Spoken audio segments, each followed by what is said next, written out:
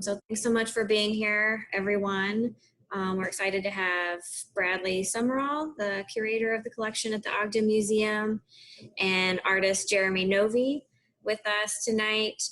Jeremy's based in California, but he's got lots of great pieces around New Orleans and has also been kind enough to partner with us on an activity series through the Ogden, starting with a stencil workshop that he led on Facebook Live. So I hope some of y'all got to join in on that and make a stencil, but if not, it's still up on the Ogden's Facebook page there, and also doing a social media challenge. So encouraging everyone to get out there and find some of Jeremy's pieces around town, snap a photo and share it, tag the Ogden. And we've got a couple of prizes for that. And we're doing that through Thursday, but we'll talk a little bit more about that later. So as we go through and Jeremy and Bradley talk, if you have any questions, just use the chat box there at the bottom. I'll be keeping an eye out for those. And then we're also going to leave a few minutes at the end for some questions, comments, dialogue. So we'll have that time as well. So with that, I'm going to hand it off to Jeremy and Bradley. Thank you, and thanks for introducing us. Again, I'm Bradley Sumrall, curator of the collection at the Ogden, and with Jeremy Novy, the masked man. Howdy, everyone. Thank you for joining us. And we're in 2 different time zones, obviously, and just going to talk a little bit about Jeremy's work and open it up to some questions, too. So if y'all have any questions, feel free to type it in your chat box, and we'll try to answer them. Total transparency. I've known Jeremy for, I don't know, 7 years, probably 8 years, maybe longer, and have been following his work for a very long time. And we're also friends. I've tossed back a couple of drinks together over the years. And so this should be pretty easy because I am so familiar with the work. And Jeremy's also been a friend to the museum for a number of years. He's donated to a couple of auctions, and there's koi fish beside the museum. I think Jeremy reached out to me and said, you know, would it be okay? And I was like, oh, please, yes, please come put koi fish beside the Ogden. Is that how it went down, Jeremy?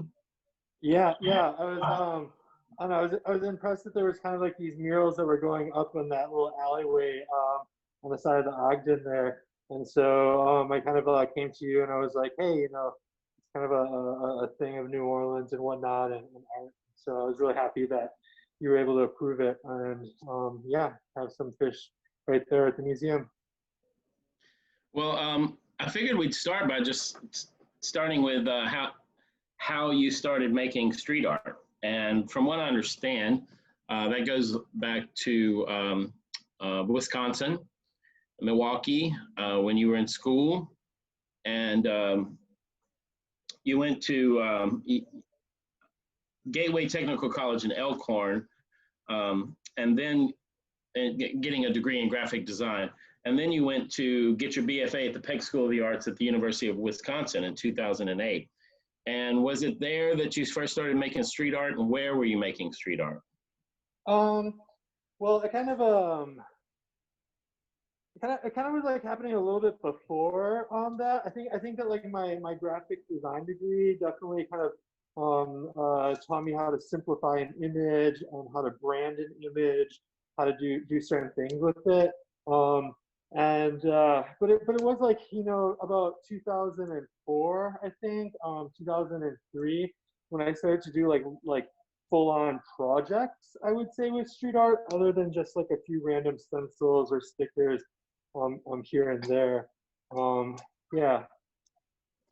So were you tagging trains? Were you getting up on trains and buildings, or what was the early work like? When I was in high school, to deal with kind of not having the best home like a lot of people kind of have, and I was going out and by myself, and I was painting on the train bridge, and then it started from underneath the train bridge to moving to actually painting on the freight trains that were going around. And at that time, I thought that was really interesting that like a train would go to another city and then come back with names or or things from those other cities, kind of in a way that I enjoyed chainmail letters at that time, like where you get a baseball card, but then you have to send out like 5 more to people, and then those 5 people send you a baseball card back, but then send it to more people. And it was kind of this thing in the 80s that I remember being a part of. And so it really kind of resonated with me, this idea that I'm secretly sending out messages on the freight train, and it's like coming back with other people's messages on it. So yeah, that was kind of like the beginning part of it. But I kind of moved away from that a little bit. And then right after high school, I moved to New York City for a year, and this was '99. And it wasn't until 1998 that there was the first street art exhibit in America. So they saw that there was this other art going on that was kind of like graffiti, but it wasn't graffiti. And so they had like Shepard Fairey, Swoon, Space Invader. They had like all of these artists like in this thing, and so I kind of saw street art in New York different than what graffiti was. And then I came back and I moved back to Wisconsin, and I decided to go to school and whatnot. And then it like kind of the graphic design degree kind of definitely more brought forth like illustration ideas or like printmaking ideas, and these ideas of disseminating a message in different ways. Like I really kind of enjoyed like guerrilla advertisement, the idea of like billboards that change over time, yet they're the same billboard. One example I really liked was like, oh no, like the whole foods billboard, and then they like half of it up there, and then over time like other things would be added to it. But yeah. And then, so you had this, you were into street art, you'd moved from graffiti into street art, you had this background in graphic design, and then there was a fateful trip for you that kind of changed everything. Can you talk a little bit about where you went and what you saw in 2006? Yeah. So in 2006, I went to China, and I was there for 3 months traveling around to different cities. And it was an art program, like a study abroad during the summer through my university. And it was immersion class, so we really got to take it on and or see things kind of directly. And we got like a student. We went to the Central Academy of Fine Arts in Beijing, and we chose like a student to kind of be with us for the remainder of the trip and like kind of guide us in different ways. And so on one of the bus rides, there was one of the students was having a conversation with us about these koi, and that's where I heard the story that during the Cultural Revolution they had to destroy everything of the old to make way for the new. And so they devised a plan that they were going to hide Chinese lucky numbers in koi paintings. So depending on how many koi are in a painting and what the title is, references a different Chinese lucky number, so the history would never be lost. Because communism told them that like all of the scrolls or any written text of the old had to be destroyed and burned, and if they weren't, you'd put it in jail. And like it really like was that. So I found it very interesting that this iconography existed in a way of preserving their heritage, and I really like that it was like Chinese lucky numbers are very positive. So whenever I placed them into the street, I also used the same ideas of Chinese lucky numbers and kind of the feng shui color palette. And yeah, I mean, while I was in China, I also saw propaganda posters, and I went to a propaganda kind of museum in Shanghai. It's someone's apartment, but it's this huge collection of propaganda posters. And what I really loved about the propaganda posters was that they used very little words. It was actually like images that depicted a greater message. Is that because there were so many different languages being spoken in China that they just would speak with images? Yeah. Not everybody spoke, the Mandarin or like the language of the time, because it's changed. There's like a lot of minority groups throughout China.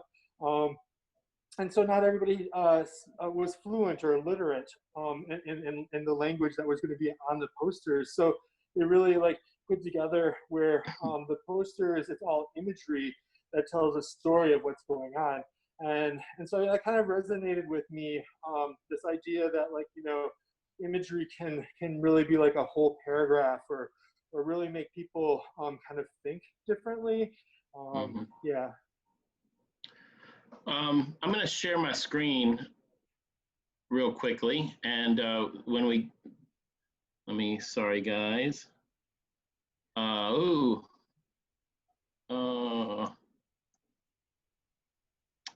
Okay, sorry, I'm a little bit of a Luddite. And so this is early work. So this was in Milwaukee, right?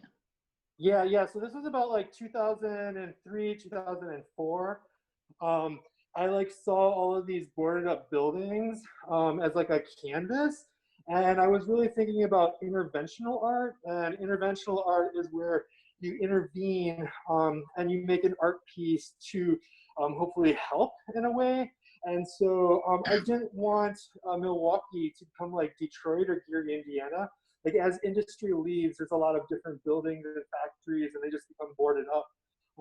And so then that, like, your sense of pride in those neighborhoods goes away. Like there's definitely a therapy for people that see art, not only for those that make it, but like going to a museum or having any engagement with art is a therapeutic thing, and it's a healthy mental thing that we need to do on a day-to-day basis. And so instead of having these boarded up buildings in neighborhoods that were, you know, a little bit impoverished, I thought it was important to put up art and really start a conversation. And it was really interesting that there was a newspaper by, you know, the Wisconsin State Journal, and a reporter went and interviewed some people. One of the people that he interviewed was the Department of Public Works in Milwaukee, and they're the people that clean up graffiti. And so they ended up telling the reporter that they only wish I didn't have a place to do my art. Like, there wasn't a canvas for do my art. So they didn't say that my art was bad. They said that they wish that the problem that I'm addressing didn't exist, and they agreed with me. And so right then, like, like this thing in my head was like, oh wow, like street art can definitely be something a little bit more. It can definitely, like, you know, art's about striking an emotion, and I really felt that, like, I struck like the greatest emotion when those people that are supposed to arrest you are turning around and saying, hey, I just wish that, like, you know, it wasn't boarded up buildings. And so that's like definitely a turning point, along with, like, you know, going to China a couple of years later and seeing the propaganda. Those kind of together really made me decide that, hey, I'm gonna, instead of being a graphic designer or a photography, I'm gonna do this. Because as you see, like the movie theater one, this really started as like a photo project where I would take a photo of the building, and then I'd take a photo in the same exact spot, same exact angle, everything the same when it's completed, and have the pictures side by side. And so it was kind of like this photo project.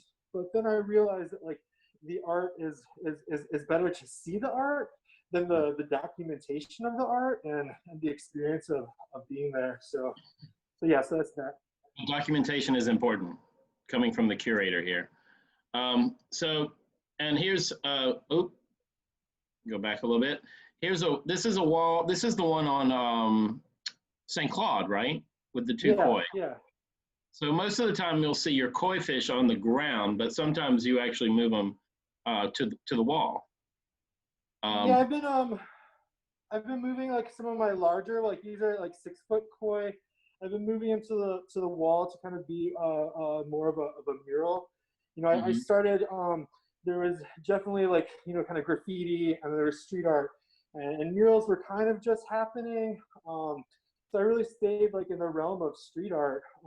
But you know, if I do 16-inch koi on a wall to someplace, they kind of have to be a little bit larger, and to try to move into the realm, I guess, of muralism, which is a little different than just street art. And here I collaborated, but yeah. And these are the Ogden Koi. that exist on the sidewalk between the Ogden Museum and the parking lot. This is before the Big Momo mural. This photograph was taken before the Big Momo mural. It's got some Momo mural splatter on it right now, but they're still, and they're fading a little bit. It's time to make another trip to New Orleans. But these have been hugely popular at the museum, even though they're in the public space. We get comments about these all the time, and people are always asking, you know, what they are and what they mean. And so hopefully this gives some people a little background into it. But what's the lucky number 3? So 3 is the 3 stages of life: birth, marriage, and death. So I do them like in a circle, and it's kind of just like an interesting kind of ornate pattern to have them swimming like that, where their fins are slightly touching. So that's what the 3 mean there. But, you know, I really enjoy that space because I like to use the concrete as if it's a river, and I think about like the concrete as like a stream right there, maybe where it changes to the parking lot where the cars park, and using that in the sidewalks kind of like as this urban stream. And as they wear down a little bit, it's kind of like they're swimming in the concrete instead of just resting on top. Right. And koi in Chinese culture are revered for that being able to swim upstream. And I know you've told me that represents you also, like being able to, you know, swim against the currents that are pushing you down. And that you hope that other people kind of find that inspiration through the koi. Is that correct? Am I reading that correctly? Yeah, so there's a Japanese scroll of a koi jumping up a waterfall, and it turns into the Chinese dragon, which is a water dragon. And so it's the first time it's ever, there's any reference, any written text or anything, is this scroll of a painting of this. So the koi are definitely have this symbol of perseverance and overcoming obstacles in a way.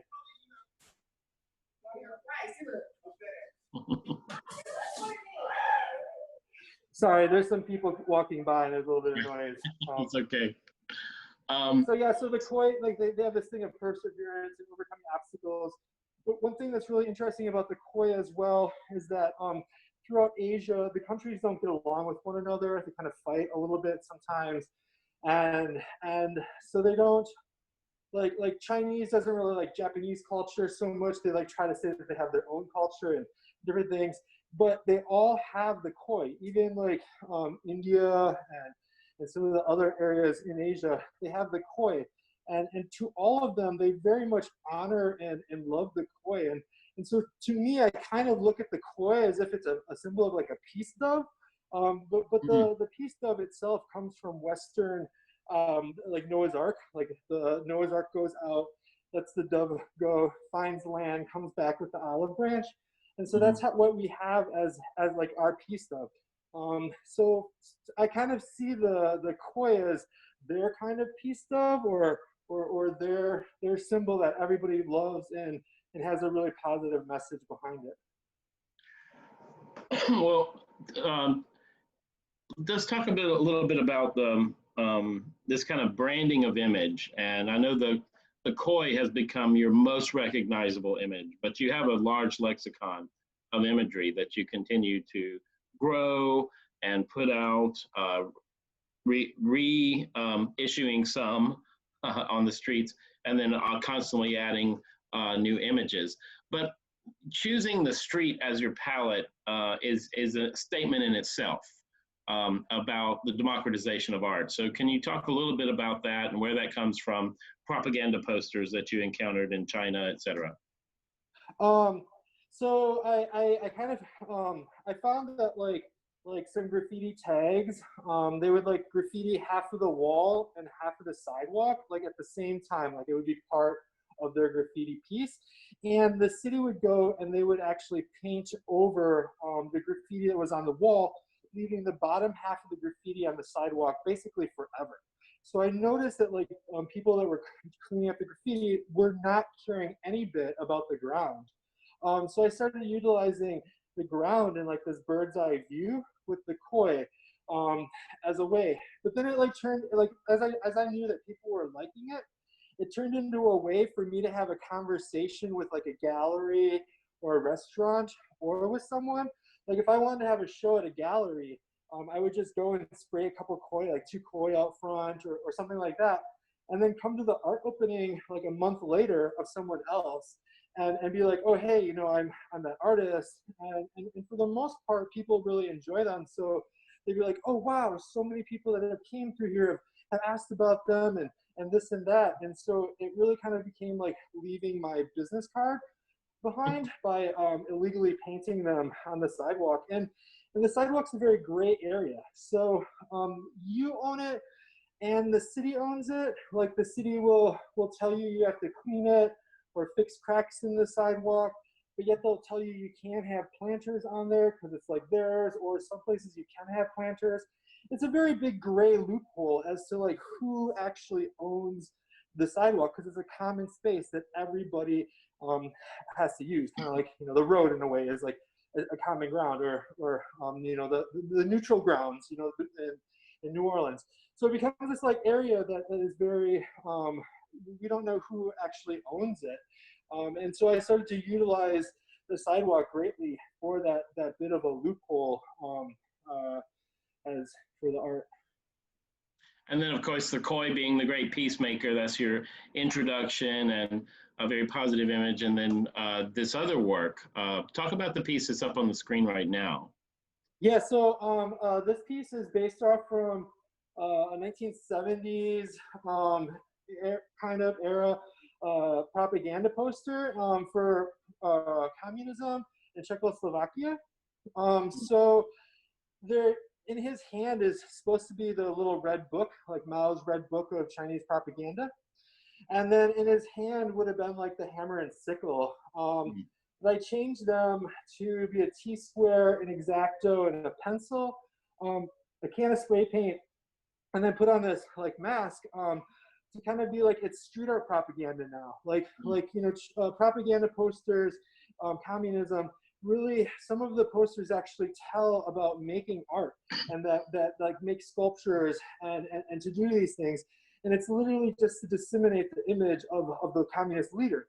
And so this kind of is an image, I think, about like workers and like working for the communism. So I slightly changed it where it's now like, you know, street artists for the propaganda, doing kind of like what communism did. And so it's subverting an image. And that's one thing that really makes stencils kind of really resonate with people, is when you take a older known image and you subvert it with a contemporary flair into it, you know. And so this is an older propaganda poster for propaganda of communism, and it's been changed, and so now it's still a propaganda poster, but a propaganda poster for, instead of communism, street art.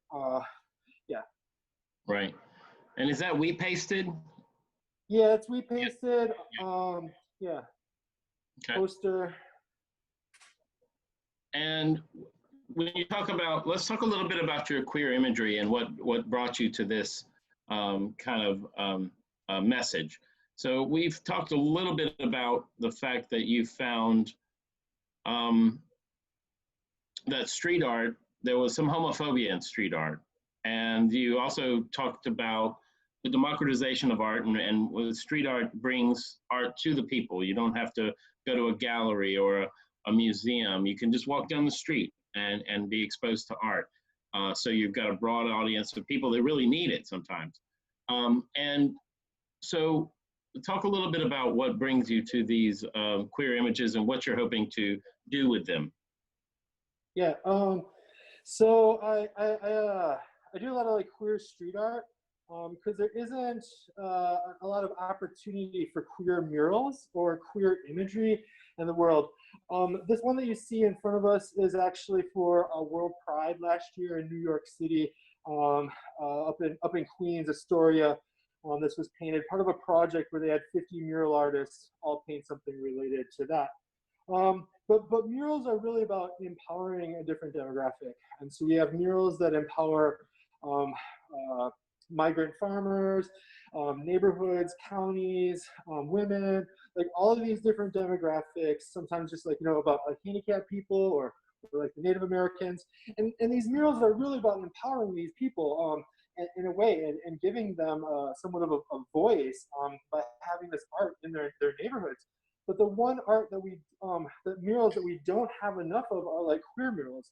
And so just like everyone else, we need to feel safe and invited and welcomed, but yet we don't have murals that kind of are queer. Yes, there's a few coming about now in more recent years, but when I was like, moving forward with like being a street artist is like, 2004. And back then there wasn't as much as there is now, for sure. And so I started doing street art because no one can tell me that I can put it up or not.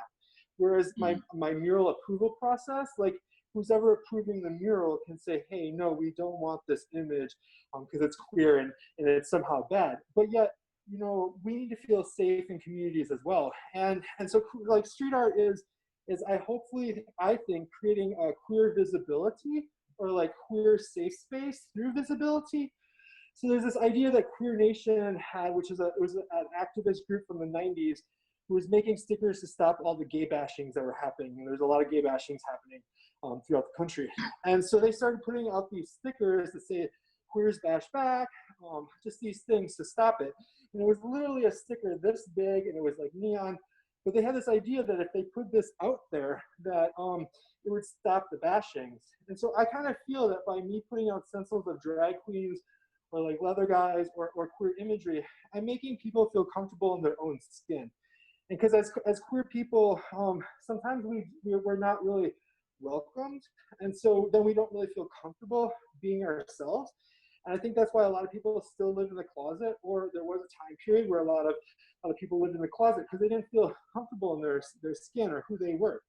And so I really feel that like putting this art out there in the world is hopefully allowing for people to feel more comfortable in their skin, starting to create a dialogue of why we don't have queer murals, why we don't kind of like have this alongside of all of the other murals that we have in the world, and things like that, as a stepping stone for change. Like graffiti kind of started with some people from minority groups, they kind of say, in New York. And so I understand that there's different religions around the country, and some religions definitely have like a strong feeling against gays. And so I think a little bit of people's religion has brought in a bit of homophobia to the graffiti culture. And some of that has made change over time, but like this is like, very early 60s, 70s New York. And so there's also in more recent years, you can find a lot of sexual objectification of women in graffiti and street art, like having their breasts exposed, maybe doing sexual imagery, maybe two women engaged in an interaction. And these are all done by heterosexual men. They're basically misogynizing women. And so I think by me doing a leather man is confronting their misogyny late at night as they walk through an alleyway and they just happen to see it. So like images like this, my Icarus, is like sexually objectifying a man. But I think that I can because I'm a man. Like I think I can objectify a man because I'm a man, and that's okay. But when like a graffiti artist or someone objectifies a woman, I don't think that they have really the permission or the right or any of that. And there's a lot of that. And so doing this is like the opposite of that, to hopefully start a dialogue about that as well. And confronting their somewhat of homophobia or misogyny, where they think that only women can be portrayed in imagery similar to this. Well, one of my favorite pieces of street art that you do is, again, on the sidewalk. And I remember first time I saw it, it just blew me away. But it's two pairs of combat boots, like they're facing one another, making out, leaning against the wall. And it's so simple. It's just stencils of, black stencils on the street, like footprints of two pairs of combat boots. And I thought, man, this is brilliant, But yours was the first queer street art I'd seen in New Orleans, with the Gone Gay signs on turning the one-way signs into the Gone Gay signs, and the bear trap in front of Rawhide and the Phoenix, and of course the combat boots. And now I can say that there's more. I mean, you definitely blaze the trail, and I think, you know, Hugo Girl all over New Orleans.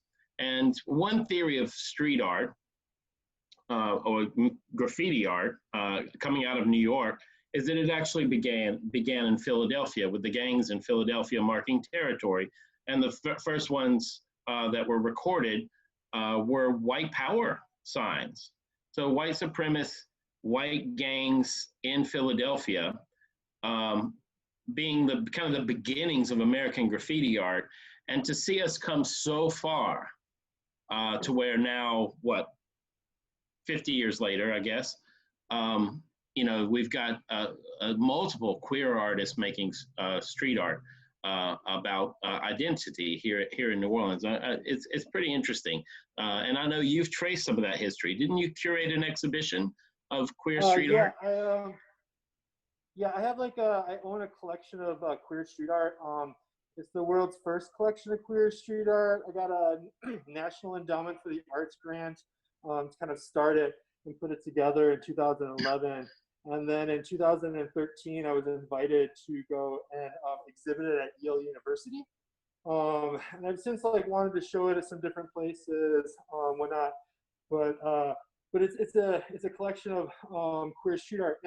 And so when I was starting my art career, and I knew that I wanted to be a queer street artist, I didn't think that there was a lot of queer street artists out there. And so I thought that I needed to try to find them. And at that point, there wasn't a lot of social media besides Flickr. And so I used Flickr in a way to find these other street artists that were queer. And then I put together this show to kind of give a significance to this as an art movement, that there are queer artists out there doing this. You know, there was definitely a movement of queer street art in the 90s in New York City, with and in the 80s and 90s, for people that were infected with HIV and AIDS. And it's unfortunate that they eventually died, like Keith Haring, Felix Torres Gonzalez. There's some other artists that were all working. They're the Downtown Collective in New York City at that time. And so there was definitely this thing of street art, queer street art. But when they died, it kind of died with it. And so I thought that I needed to curate and find these other artists to, one, inspire them, hopefully, maybe them inspire me, to kind of try to build a community. And then once that community is there, I have more of a voice to argue about the significance of my art, because there's other people doing it too. I'm not the only one doing it anymore, or people are seeing that I'm not the only one doing it anymore. And so that's kind of really cool. And I don't know. Yeah. So I put together this collection of queer street art with artists from around the world. That's so great. I don't want to skip over this other piece. Is this is obviously a very recent piece where you're reacting to what's going on in the world today. Talk a little bit about this piece. It is about the world today, but it's actually from 1968. Oh, wow. So these are actual posters and that were used to, so the police on New Year's Eve raided the Black Hat, which is a gay bar, arrested people for kissing, lewd behavior, for kissing someone of the same sex. And so they arrested these people, and at the time, they were also giving a little bit of grief to the teenagers that were hanging out on the Sunset Strip area at that time. And so they all stood up against them and had these posters. And these posters really relate to a current time. But at the same time, it was also, as I made this piece and I talked to other people, it was actually a time where the African American and Chicanos in LA joined in against this, and really were talking about the police brutality that was happening in LA to different minority groups other than just the gay community in 1968. So I wanted to do this. It was my pride piece I did and for LA or whatever. And I really like that it's very, very relevant and touching on what's going on now. Yeah. Yeah, we've come so far, and yet we have not come so far. Yeah. So with this image, I wanted to talk a little bit. There's everyone's favorite, Vinsantos, one of the great performers in New Orleans. But I wanted to talk a little bit about how you move your practice from the street, from this kind of free democracy of image into a studio practice. How do you make a living? Yeah. So yeah, so I have like a few different gallery spaces around the country that sell some of my art pieces, and I try to have like art shows and whatnot. And for me, when I take my art from the street and I put it into an art gallery, I really like to have it have the feel of street art or graffiti. Some of my pieces have like a lot of stickers behind them, or in this case, have like a little graffiti squiggle. And then I put my image over top of it, so it still has that activist feel of it, or it still has that feel that it's street art. Other than like if I put it onto a white canvas, it may have a feeling of just being a print or something other than like a street art stencil. And yeah, so teaching class. So at first, it was just like trying to get some coffee shop gallery shows. And I got those, and then it kind of like moved up into higher shows eventually from that. So I first started by talking to coffee shops and being like, hey, can I hang art on your wall? Slowly after that it went to galleries. But yeah, like putting the koi out in front of the galleries got them to kind of pay attention, and then ask me if I do like exhibits and move it into a more studio practice in that way. Do you I teach classes that help. What's that? Do you have a gallery in New Orleans? Yeah, so the New Orleans Art Center in the Bywater, they have some of my koi pieces right now, like some covered doors, some salvaged wood, and so like that helps. I have one in Chicago, I have one in LA, one in San Francisco, one in Milwaukee. And maybe the one in New Orleans doesn't do so good this month, but like hopefully like the one maybe in San Francisco does good. So it evens out. By having a number of different galleries in different states. So if you have galleries that are in the same cities, sometimes they're fighting with one another for sales. And so you don't really want galleries fighting with one another over you. So you really want to move to have like one gallery in every city or every state that represents you in a way if you're going to move to being in several galleries at the same time. And you also do commission mural work, right? Here's an example that I think everyone probably be familiar with, the Quaker Conyers on the Hi-Ho Lounge on St. Claude Avenue, which, by the way, Arthur Roger, one of the greatest gallerists in the city, was born in that building. That was his childhood home. Oh, wow. But yeah, so talk a little bit about the mural work and the commission work, and also about the symbolism of this bird that you're using. Yeah, so I try to make larger mural things. They're bigger paintings. They become something where people contact me and they want to buy smaller pieces for their house or whatever. And so moving art into a more permanent way, and although like I put my art out there as street art, that can get buffed and that can get removed. But if you get a mural, then it's going to be there for a longer time, and stuff like that. And so my art's kind of moved a little bit in towards doing murals and spreading them around. But I really like to use iconography. Like the koi have iconography in them. I like to use different birds and animals that have iconography. And this iconography may be an iconography that I invented or came up with, but these monk parrots or carner, these birds are not native to New Orleans, and so there's some people that like survived or have been here through Katrina, and have been here through Katrina. and that they sometimes don't want new things in, or at least that's what I saw when I was in New Orleans a little bit. There was like a little bit of a pushback towards new people coming to the city with like different ideas on how restaurants should be run, or bars, or like eateries, things like that, you know. And so I saw a little bit of a rejection towards the newcomer in New Orleans. And so these birds are something that a lot of people love, and they kind of find them interesting. Tourists don't really know about them as much as locals know about them, because we hear them all the time. They make those terrible nests. They do a lot of things, and so we know about them, but they're not native to New Orleans, and we love them. And so I kind of find them as an iconography for New Orleans to embrace people that aren't from New Orleans, like me, that are coming to the city to gift something to the city more than change it in a way. You know, we're not forcing. You know, my art's not forcing something.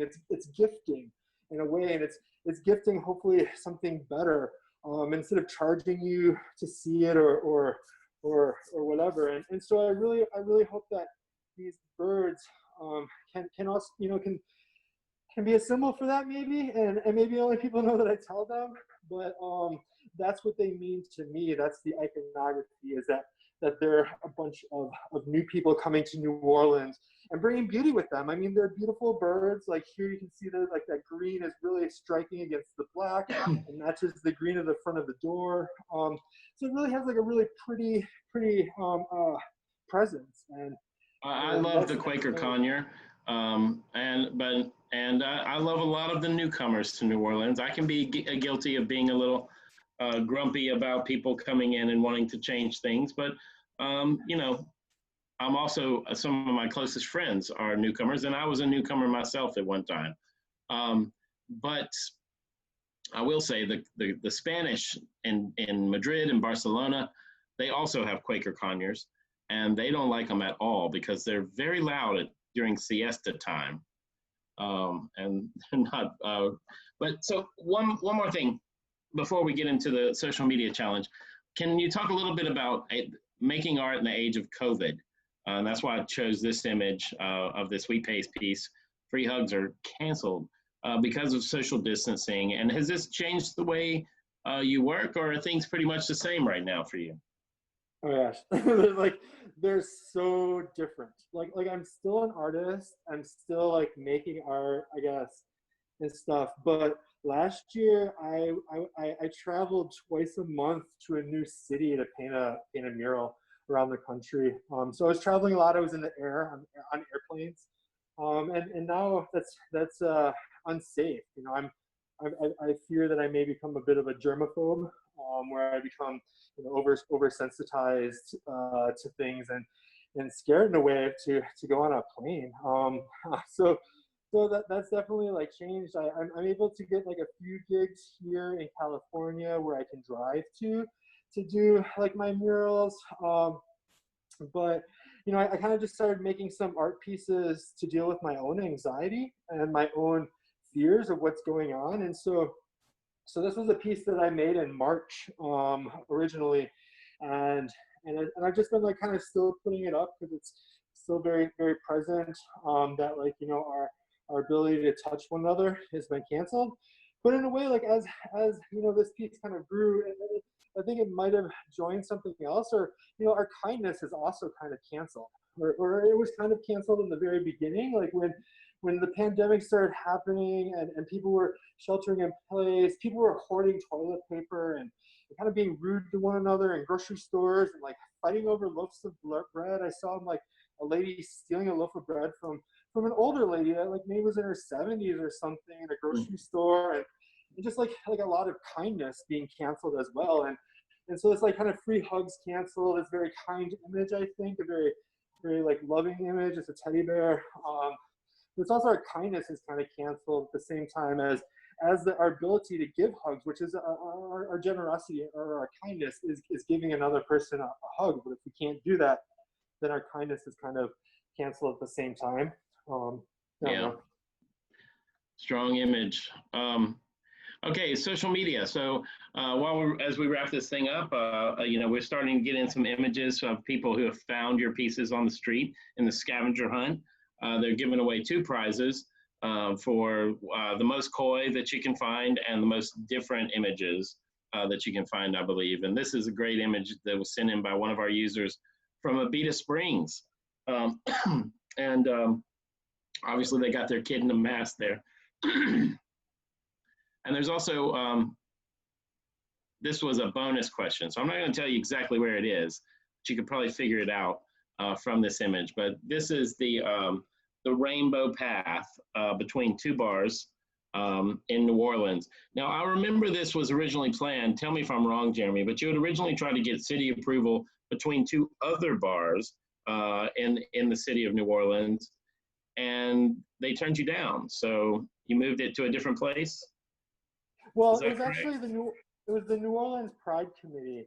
So the New Orleans Pride Committee, for three consecutive years, they applied to have a rainbow crosswalk put in at Bourbon and St. Anne, at that kind of intersection where Bourbon kind of turns a little bit more gay or queer. And The so, lavender line, as they call it.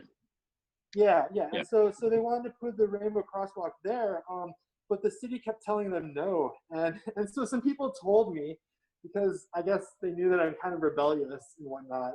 And so they told me, and then I found this area, which I also think is a little bit of a historic marker in New Orleans, because Smoky Mary's used to be on one side and Charlene's used to be on the other side.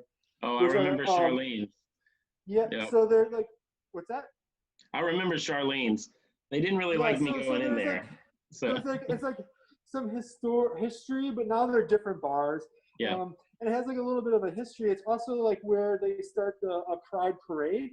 They line up all the parade floats like right there.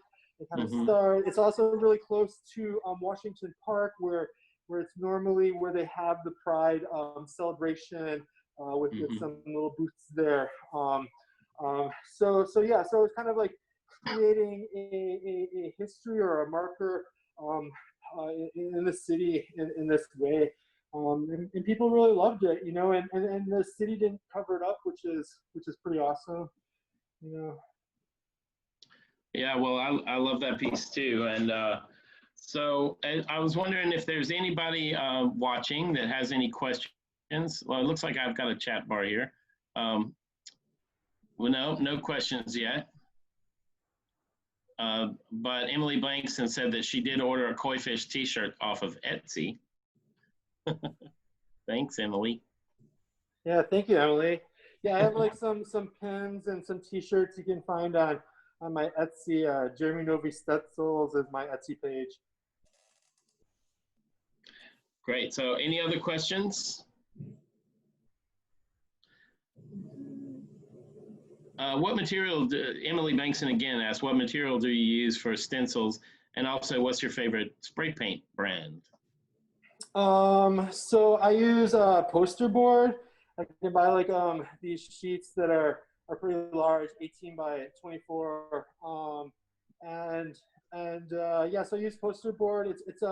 It's softer for me to cut. I cut by hand, and it allows for it to also be somewhat more sturdy to last a little bit longer. Sometimes, you can use like a cereal box. You can flatten out a cereal box, and that's like a nice thickness. And you have to like kind of tape them together, do something bigger. So those are the materials. And the spray paint I like to use is Montana Black brand. It's a medium grade spray paint. Like there's a couple different by the same brand. Like there's 94, but that's like low pressure. And then there's the black, and then there's hardcore, which hardcore is like high pressure. So it's like a medium pressure that allows for me to paint quickly, still have control of my paint, and then go. Because if I'm doing it on the street illegally, it needs to be at that. William Andrews, the director of the Ogden, asked, when is Jeremy returning to New Orleans? Well, I would, I would love to come back to New Orleans as soon as possible. I've definitely been missing the music on the street, the food, the culture, all of that. You know, it's definitely art electricity whenever I'm there. But I'm not sure. I'm kind of scared to go on a plane, and I have to think about driving everywhere, I guess. And right now I'm in San Francisco, so you know, it might be a little bit of a drive, but I do have a bit of cabin fever from just not traveling. Like traveling is a part of my life. It inspires me. It keeps me going. I really love to take in other culture and just see the world. You know, the more you see, the more kinder you get, I guess, or you understand more in the world. Absolutely. And so hopefully soon. Well, we miss you, Jeremy. You need to come back, and you need to refresh. There's a few koi around town that need a little touch up. Yeah. Any other questions? If not, maybe I'll ask Allison to come back on and close us out here. I want to thank everyone for listening to us, and thank you so much, Jeremy, for doing this for us. Oh, thank you for contacting me and having me as yeah. Yeah, it's been wonderful to have you join us for this, as well as the stencil making and the social media.